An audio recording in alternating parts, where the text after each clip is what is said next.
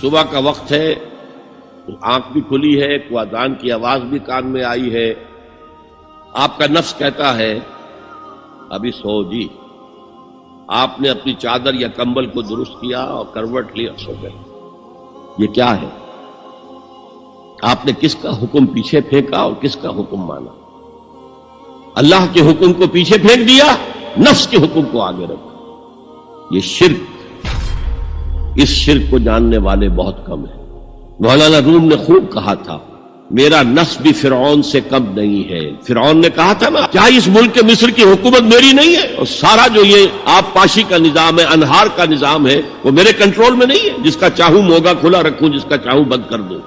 یہ تھا خدائی کا دعویٰ. تو مولانا روم کہتے ہیں میرا نفس بھی اس سے کمتر نہیں ہے. وہ کہتا یہ جسم میرا ہے، اس پر میرا حکم چلے گا. میں نہیں جانتا کون اللہ کون رسول، کیا حرام کیا حلال. تو فرعون سے کم تو نہیں ہے میرا نفس. لیکن فرعون، اس کی بہت مدد تھی، فوج تھی، لاؤ لشکر تھا، تو اس نے زبان سے بھی کہہ دیا کھل کر الا ربکم الاعلی. میں مسکین ہوں، غریب ہوں، میرے پاس کوئی طاقت نہیں ہے، میں زبان سے تو کچھ نہیں کہہ سکتا، اندر سے میرا نفس یہی کہتا. یہ نفس کی حکومت قرآن کہتا ہے. میں حیران ہوتا ہوں. اے نبی تم نے دیکھا اس شخص کو، اس کے حال پر غور کیا جس نے اپنی خواہش نفس کو اپنا الہ بنا دیا. اللہ اکبر. الہ، لا الہ الا اللہ.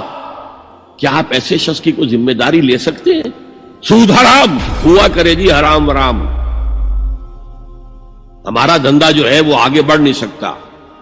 تو اللہ کے حکم کو پیچھے ڈالا، نفس کے تقاضے کو آگے رکھا. کون معبود ہے آپ؟ نام عبداللہ رکھیے، نام عبد الرحمن رکھیے، ہے عبد النفس، نفس کے بندے، نفس کے غلام. پوچھا گیا ایو الہجرت افضل یا رسول اللہ، اے اللہ کے رسول بتائیے سب سے اعلیٰ ہجرت کون سی ہے، افضل؟ فرمایا ان تہجر ما کرہ ربک، ہر اس چیز کو چھوڑ دو جو تمہارے رب کو پسند نہیں. آج رات ہی سے آپ ہجرت شروع کر سکتے ہیں. جائزہ لیجئے کیا کیا چیزیں میری زندگی میں خلاف شریعت ہے، تو اللہ کو ناپسند ہے. فیصلہ کیجئے کہ آج کے بعد نہیں ہوگی. ہجرت شروع ہو گئی. تو جہاد تو یہاں سے شروع ہو گیا، اپنے نفس کے خلاف جہاد کرنا. صبح نفس نے کہا ابھی سو جاؤ، آپ نے نفس کی بات کو رد کیا، اپنا کمبل اٹھا کے پھینکا، اٹھے، وضو کیا، نماز کے لیے آپ مسجد چل دیے. آپ نے جہاد کیا نفس کے خلاف. یہ افضل الجہاد ہے.